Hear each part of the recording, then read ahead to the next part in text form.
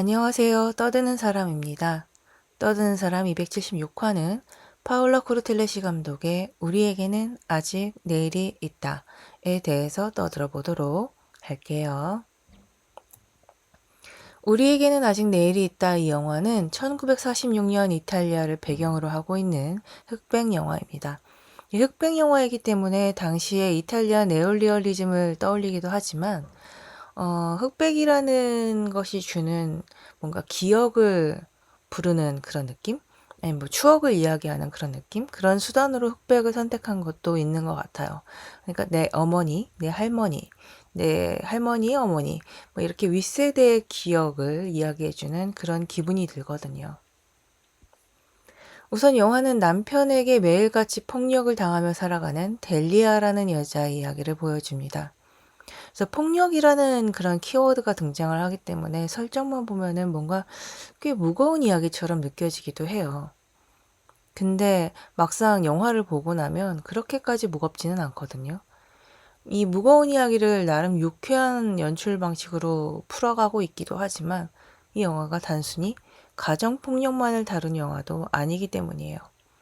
그리고 무엇보다 이 영화는 연출면으로 굉장히 영리합니다. 우선 영화는 폭력 장면을 다루는 방식부터가 독특해요. 보통 가정폭력을 다루는 영화라고 한다면 폭력을 꽤나 디테일하게 다루는 편이거든요. 그러니까 뭐 꽤 잔혹하게 묘사를 하는데 좀 피해자를 보는 시점을 이용해서 그런 걸 많이 보여주기도 하는데 뭔가 이렇게 잔인하고 자극적이어야지 그게 위험하다라는 걸 뭔가 이 보는 사람들이 깨달을 것처럼 그런 식으로 표현을 합니다.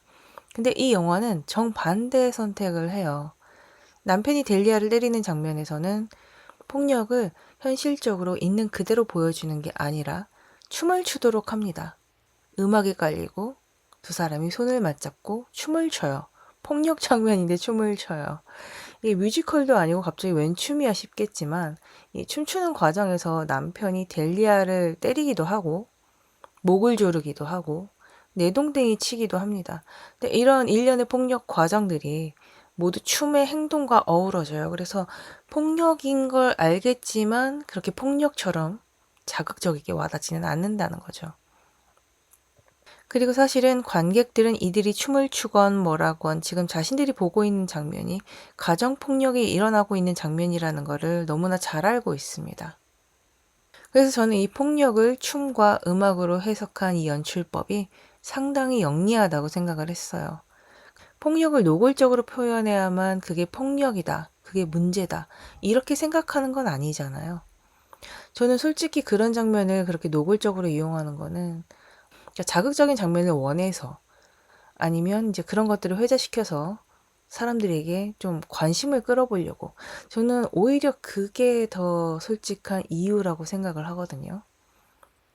근데 이제 언젠가부터는 피해자를 보는 시선이 아니라 가해자를 보는 시선으로 폭력을 묘사하기도 하고 사운드나 어떤 특정 장면으로 대신하는 경우가 많아졌어요. 이 영화 같은 경우는 춤을 그렇게 사용을 한 거고요. 그래서 이걸 왜 이렇게 했냐면 관객들이 폭력을 다시 소비하지 않게 하려고 했던 것 같습니다. 그러니까 이게 무슨 말이냐면 미디어에서 폭력 장면이 나오면 그 장면이 끝나더라도 그러니까 미디어 속에서 폭력이 끝나더라도 관객의 머릿속에서는 그 장면이 계속 소비가 돼요.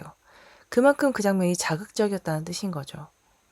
그래서 그런 관련 경험이 있다면 그 남아있는 계속 소비되고 있는 그 폭력 장면이 하나의 트리거가 될 수도 있고요. 다행히 뭐 그런 폭력 관련된 경험이 없다고 하더라도 어떤 식으로든 그 자극은 데미지로 남을 수가 있습니다. 물론 장르별로 노골적인 폭력이 선택될 수는 있을 거예요. 그게 이제 장르적으로 필요한 그런 게 있으니까. 근데 굳이 그러지 않아도 되는 장르나 장면에서 그런 노골적인 폭력을 사용한다는 거. 그런 건 좀 별도의 고민을 요구하지 않나. 그런 생각인데 요즘 그런 고민을 하는 작품들이 제법 많이 나오고 있기는 하더라고요. 그래서 이 영화의 경우에는 폭력 장면이 그 춤을 통해서 어떻게든 데미지가 완충됩니다. 그러니까 쿠셔너라고 하잖아요. 이야기를 나눌 때 상대방이 덜 상처 입기를 바래서, 덜 데미지 입기를 바래서 그 내 말 중간중간에 쿠션처럼 완충될 만한 내용을 넣는 걸 쿠셔너라고 하는데, 춤과 폭력은 사실 둘 다 몸의 움직임이긴 하지만 정반대의 분위기와 정서를 담고 있기 때문에 이 둘을 같이 놨을 때 폭력을 완충시킬 만한 쿠션으로 매우 좋은 선택이었다고 생각이 되는 거예요. 그리고 사실 이 영화에서는 폭력이 그렇게 특별한 사건처럼 등장하진 않습니다. 그 예로 영화가 시작하고 아침 장면이 나오는데 남편이 일어나자마자 정말 진짜 아침에 일어나서 눈을 뜨자마자 옆에 아내가 있는데 그 아내 뺨을 냅다 후려쳐요. 저는 이제 미친놈인가? 이럴 정도로 진짜 갑작스럽게 벌어지는 일인데, 그렇게 자기 아내의 뺨을 후려치고도 아무렇지도 않게 방 밖으로 나가거든요. 그리고 정작 뺨을 맞은 당사자인 델리아도 뭐 놀라거나 당황하거나 그렇지 않아요. 마치 남편에게 아침 키스를 받은 것처럼 아무렇지도 않게 아침이구나 이렇게 일어나서 옷을 갈아입고 아침 준비를 한단 말이에요. 그리고 사랑과 쾌락이 없는 섹스 장면이 등장을 합니다. 델리아의 표정 위주로 그 장면은 진행이 되는데 정말 일말의 어떤 표정 변화도 없어요. 오히려 이제 장식장 위에 이제 손가락으로 쓱 장식장 위를 만지는데 손가락에 먼지가 묻으니까 그 먼지를 더 걱정하는 상황인 거예요. 그러니까 남편만 지가 원하는 대로 그냥 끝낸 거지. 그러면서 사랑 나부랭이 타령을 하는데 그 사랑 나부랭이 타령에 진심이 들어있지 않다는 거는 뭐 서로 다 알고 있어요. 그래서 그런지 더욱더 델리아의 표정은 정말 미묘한 표정 변화조차도 없습니다. 게다가 이제 나쁜 짓은 하나만 하지 않죠. 남편은 델리아에게 폭언도 서슴지 않습니다. 넌 할 줄 아는 게 없어. 너는 무식해. 너는 무능력하고 밥만 축내. 막 이런 별 가짜는 말들을 다 쏟아내요. 애들이 옆에 있든 없든 상관하지 않고 그 폭언을 정말 숨쉬듯이 뿜어내는데, 아이가 셋이거든요. 근데 어린애들은 이제 두 아들은 아직 어려서 그런지 별 생각 없이 지들끼리 낄낄거리면서 놀지만 이제 알 건 아는 나이가 된 큰딸만큼은 그런 상황이 벌어질 때마다 눈동자가 격렬하게 흔들립니다. 저 아버지는 또 왜 저러는 건가? 저 어머니는 또 왜 아무 말도 못하는 건가? 딸의 입장에서는 모든 게 답답하기만 하고 못마땅할 거예요. 그 정도로 이 집에서는 폭력이 자연스럽습니다. 마치 일상처럼 스며들어 있어서 스스럼 없이 그냥 아무에게나 어떻게든 일어나서 이상하게 생각하는 사람이 없어요. 딸 빼고는. 그러니까 이런 폭력을 춤으로 표현하는 게 뭐가 대수겠어요. 그들에게는 춤을 추는 일이나 폭력을 가하고 폭력을 당하는 일이나 다 별일이 아닌데요. 그러니까 요컨대 폭력을 미화하기 위해서 이들이 춤을 추는 게 아니라 그런 식으로 폭력을 해체하기 위해서 춤을 췄다고 보시면 될 것 같습니다. 근데 델리아는 전혀 무능하지 않거든요. 이 남편이란 작자는 도대체 무능이 무슨 뜻인지는 알까요? 자, 사실 남편이야말로 전형적인 가부장 캐릭터일 뿐이고 능력이 없어요. 뭐 경제적인 능력도 없고 기타 등등 뭐 그 어떤 능력도 없어. 심지어 외적인 매력도 없어요. 그냥 남자라는 이유만으로 힘주고 다니는 거 빼고는 아무것도 없는데, 근데 사실은 그것 때문에 더 델리아를 닥달하는 건지도 모른다는 생각을 합니다. 왜냐면 델리아가 이뻐서 집안이 반대했는데도 불구하고 결혼을 강행했거든요. 그러니까 이 이쁜 여자가 내 여잔데 내가 이 여자랑 결혼 안 하면 이 이쁜 애가 다른 남자 품에 갈 거 아니에요. 그 꼴은 보기 싫은 거라. 그래서 결혼을 해서 내 옆에 어떻게든 묶어 놓겠다 그건 거죠. 그렇게 자기 옆에 묶어두고 자기 맘대로 이제 막 무시하고 비난하고 가스라이팅하고 그게 델리아를 모독하고 괴롭히는 걸로 자신의 자존감을 챙기는 걸지도 모른다고 생각을 했어요. 델리아밖에 자기한테는 지금 만만한 상대가 없거든. 하지만 델리아는 그런 대접을 받을 사람이 전혀 아닙니다. 혼자 집안일 다 해요. 그리고 그 많은 가족 뒤치다거리 다 하고요. 병으로 누워있는 시아버지를 돌보는 일도 혼자 다 합니다. 심지어 밖에 나가서 여러 일을, 이런 쫌쫌다리 일을 하면서 돈도 벌어와요. 그야말로 하루 종일 엉덩이 붙이고 앉아있을 틈이 없는 사람입니다. 계속 종종거리면서 여기저기를 막 돌아다니거든요. 그래서 이 영화에서 가장 열심히 사는 사람을 꼽으라고 한다면 단연코 델리아예요. 그런데 그런 델리아를 무능하다, 밥이나 축낸다, 이렇게 욕을 할 수 있나요? 그러니까 너무 말도 안 되는 가스라이팅을 하고 있는 거잖아요. 근데 도대체 델리아가 왜 이런 취급을 받아야 할까요? 문제는 바로 권력입니다. 델리아의 문제는 능력이 없는 게 아니라 권력이 없다는 게 문제인 거예요. 자, 봐봐요. 일을 하지만 그 일을 하러 나갈 수 있냐 없냐는 남편의 결정에 달려 있습니다. 남편이 야, 너 못 나가 이러면 일하러 못 나가는 거예요. 그리고 자기가 일해서 번 돈이지만 자기 마음대로 사용할 수도 없습니다. 그리고 입이 있는데도 불구하고 어떤 의견을 말할 수조차 없어요. 그런 걸 할 수 있는 기본적인 권력이 델리아에게는 없기 때문입니다. 서열상으로 굉장히 제일 밑에 있어. 넌 아무것도 할 수 없는 존재인 거지. 근데 이게 델리아만 이런 거라면 진짜 남편 놈이 죽일 놈인 건데, 사실 이 시대에는 대부분의 여성들이 델리아 같은 취급을 받았다는 거예요. 델리아가 일 때문에 어느 부잣집에 가게 됩니다. 근데 거기 남자 주인이 어린 아들이랑 막 뭔가 대화를 막 하고 있어요. 뭔가 막 얘기를 막 이런저런 얘기를 하고 있는데 아내가 중간에 몇 마디 끼어드니까 감히 네가 우리가 대화하는 끼어들어? 이런 뉘앙스로 막 넌 가서 일이나 하라는 식으로 막 박대하거든요. 이 영화 안에서는 정말 여자들이 뭔 말을 못하게 하더라고요. 그래서 그 부잣집 마나님이나 델리아나 크게 다를 바 없는 입장이라는 거예요. 최소한 자기 집안에서는 좀 뭔가 말도 할 수 있고 좀 떵떵거릴 수도 있고 이래야지 마실 건데 자기가 살고 있는 그 집안 안에서 전혀 그렇게 할 수가 없다는 거죠. 그리고 우산 가게. 델리아는 그 우산 가게에서 3년 넘게 일을 합니다. 그래서 우산 구조에 대해서도 다 알고 있고 심지어 신입이 들어오면 신입 교육까지 가능한 베테랑의 경력직이에요. 근데 이제 막 들어온 신입 초짜는 우산대가 뭔지도 모르고 우산살이 뭔지도 모르고 자기가 여기서 뭘 해야 하는지도 하나도 몰라요. 그래서 델리아가 하나부터 열까지 다 알려줍니다. 근데 그럼에도 불구하고 델리아보다 이 신입 초짜의 급여가 더 높아요. 왜일까요? 문제가 너무 쉽죠? 그 신입 초짜가 남자이기 때문입니다. 남자니까 신입이어도 이 베테랑 경력직인 델리아보다 급여가 높다는 거예요. 너무 근데 웃기지 않아요?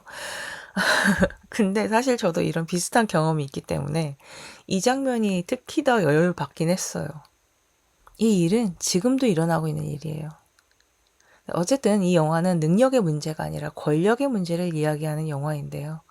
영화 속에 등장하는 남자들, 남편, 시아버지, 동네 남자들, 딸의 약혼자, 심지어 미군까지 어느 누구 하나 권력이 없는 남자가 없습니다.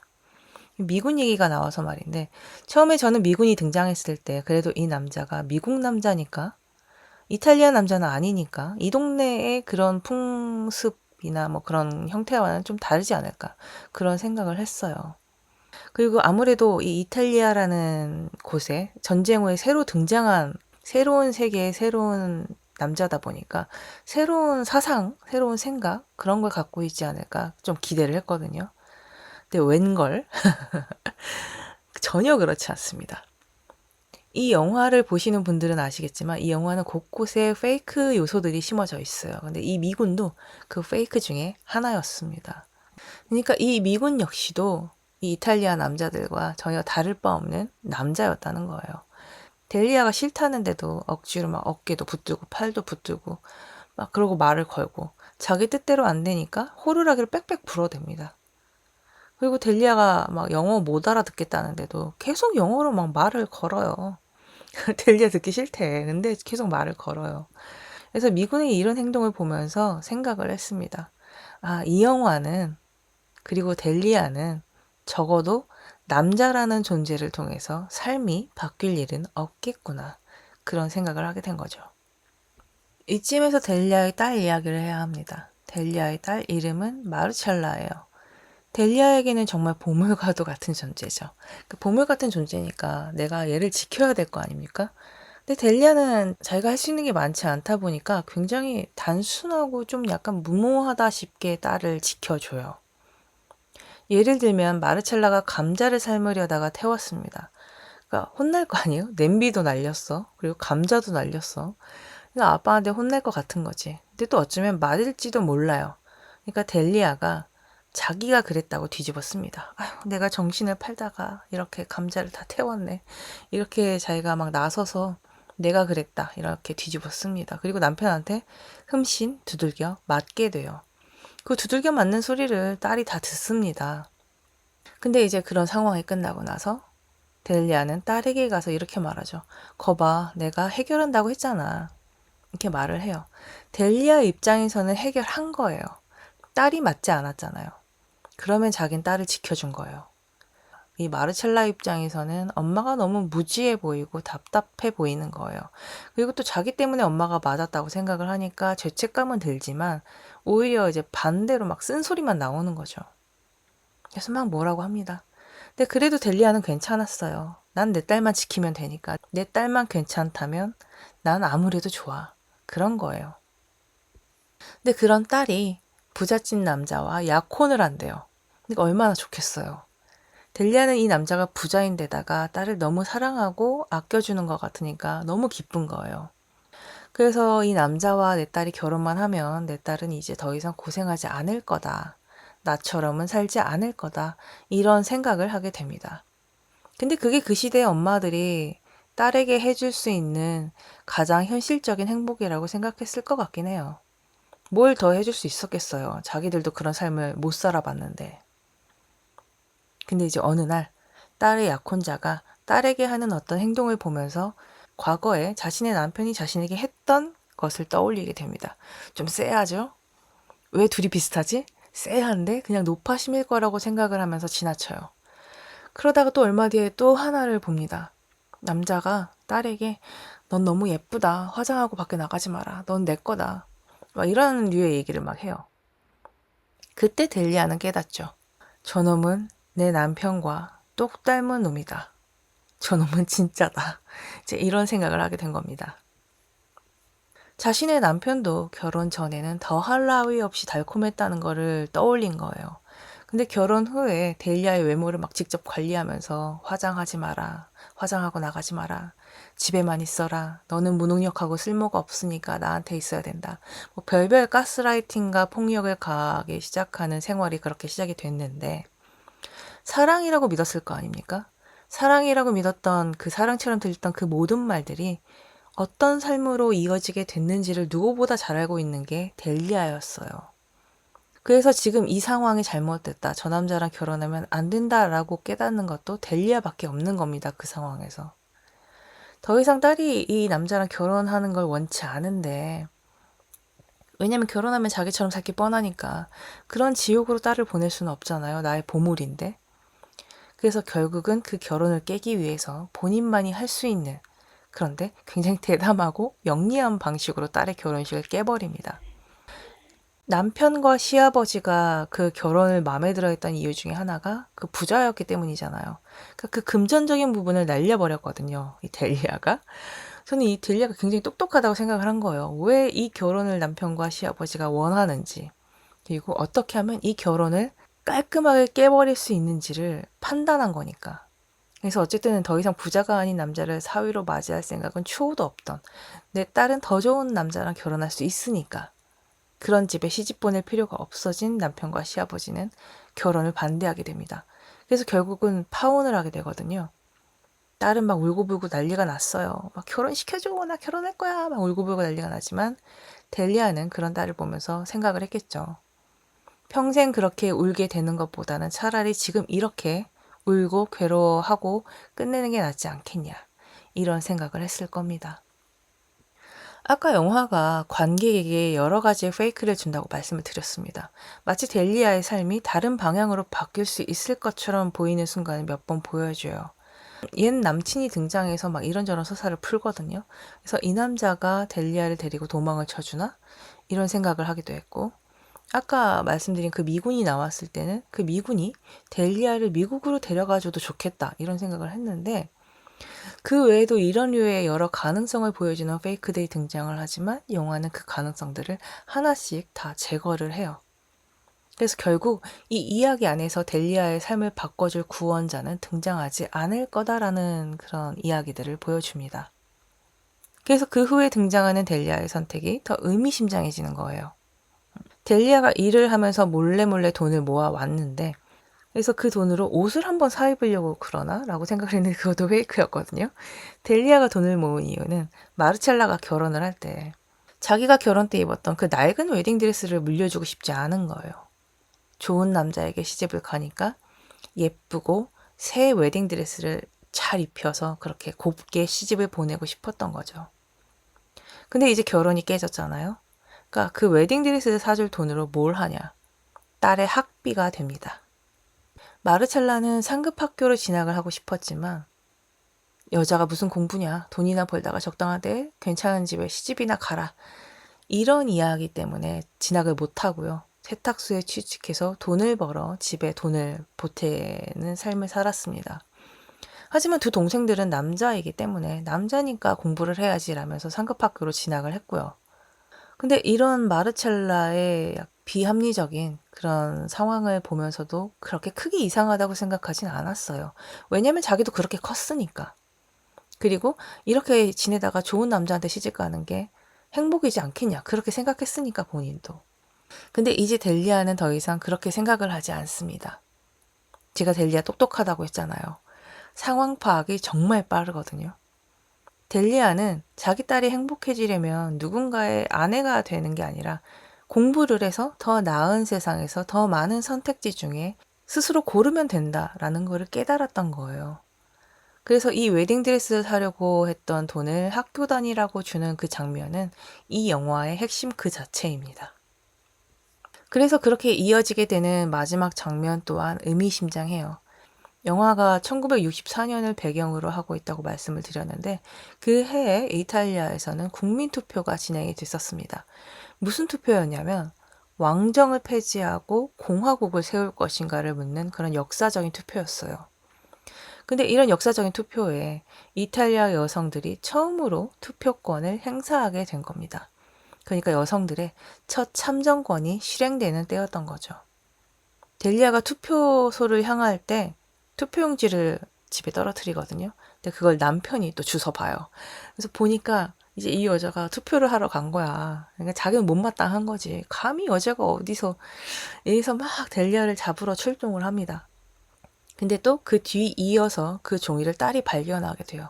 그래서 종이를 보고 나서 놀라면서 엄마를 찾아서 투표소로 향하죠. 근데 지금 제가 투표소라고 딱 집어서 말씀을 드렸지만 영화 안에서는 이게 투표를 하러 간다는 거가 아직 밝혀지지 않은 상황이거든요. 그러니까 뭔가 델리아가 그 옛 남자친구를 따라서 도망을 가는 것처럼 약간 그런 뉘앙스로 보여줘요. 그래서 그 떨어뜨린 종이가 어떤 연애 편지라거나 아니면 기차 티켓이라거나 뭐 이런 식으로 생각하게 페이크를 만들어 놓거든요. 그래서 그 떨어뜨린 종이를 발견하는 남편과 딸 요 장면들이 연달아서 이어지면서 굉장히 알 수 없는 서스펜스와 스릴과 뭐 여러 가지가 되게 복합적으로 들어간단 말이에요. 되게 재밌어요. 근데 어쨌든 투표소 앞으로 이제 현장이 바뀝니다. 투표소 앞에는 인산인해를 이루고 있어요, 여성들이. 그래서 그 여성들 때문에 남편은 델리아를 쉽게 찾지 못합니다.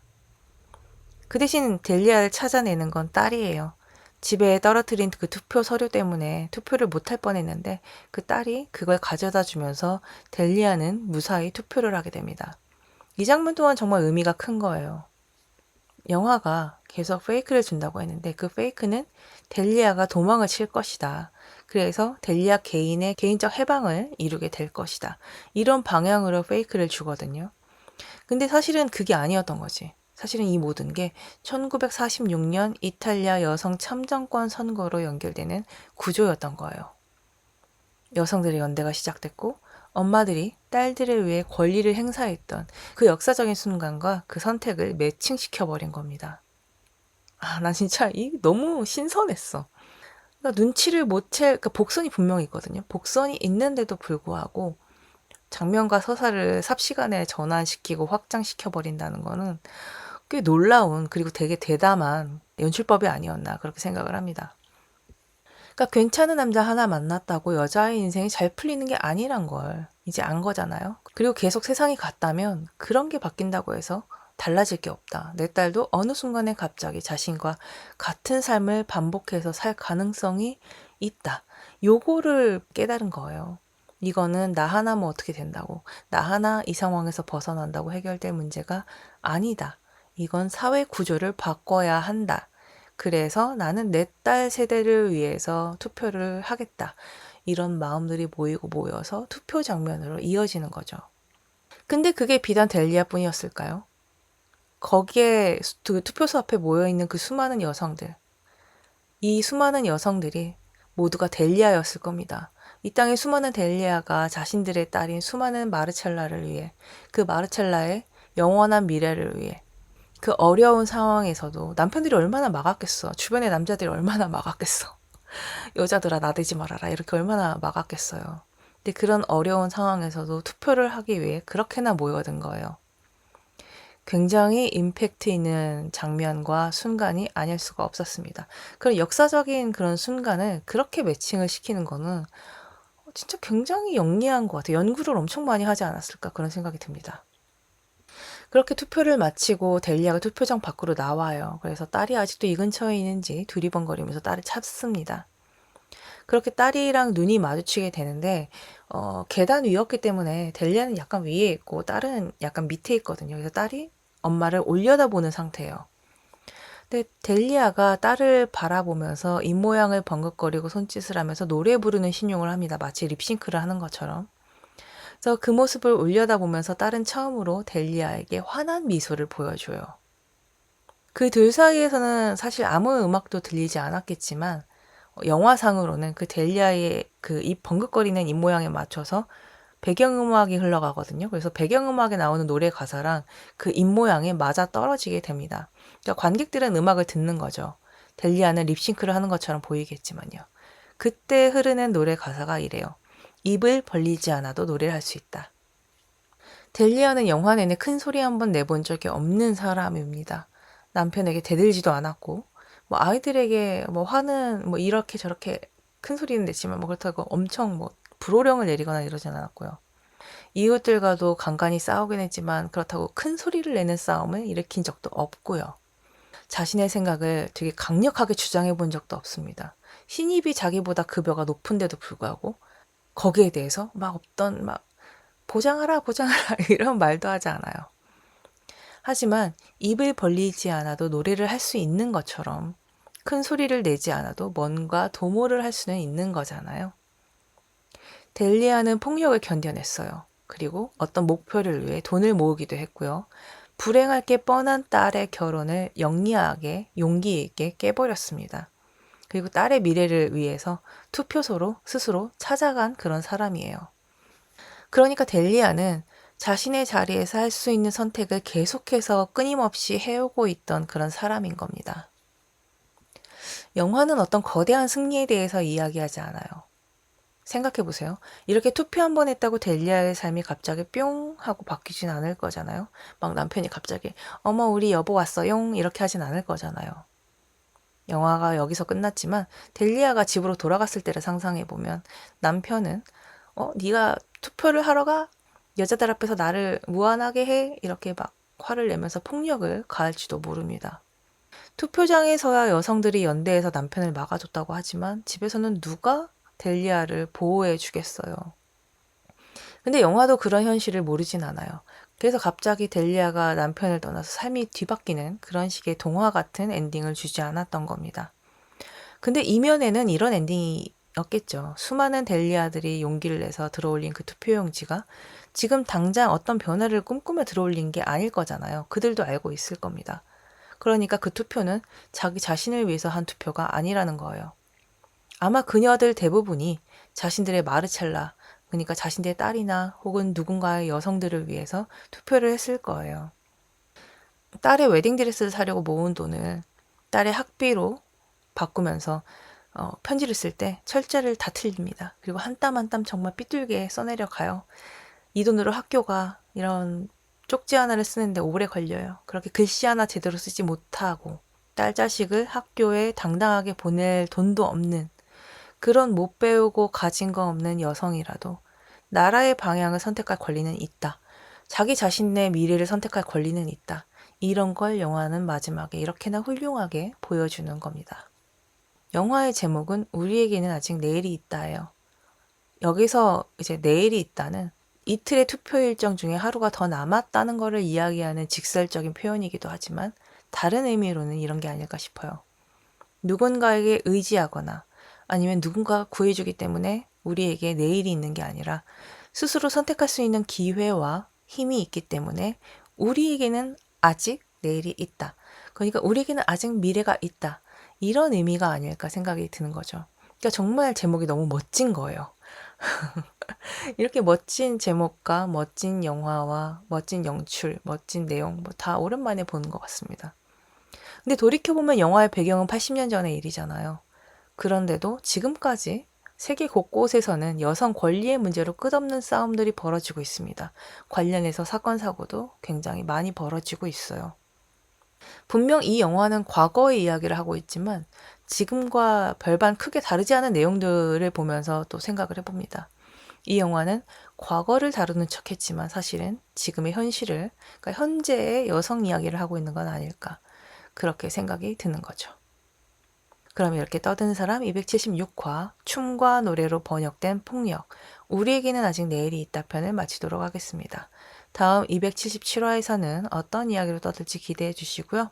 영화나 드라마에 대해 하고 싶은 이야기, 듣고 싶은 이야기, 대신 봐줬으면 하는 작품들에 대해서는 이메일 sayloveyou sayloveu gmail.com이나 팟빵, 애플 팟캐스트, 스포티파이, 유튜브, 인스타에 떠드는 사람 채널에 남겨주세요. 그럼 277화에서 만날게요. 안녕!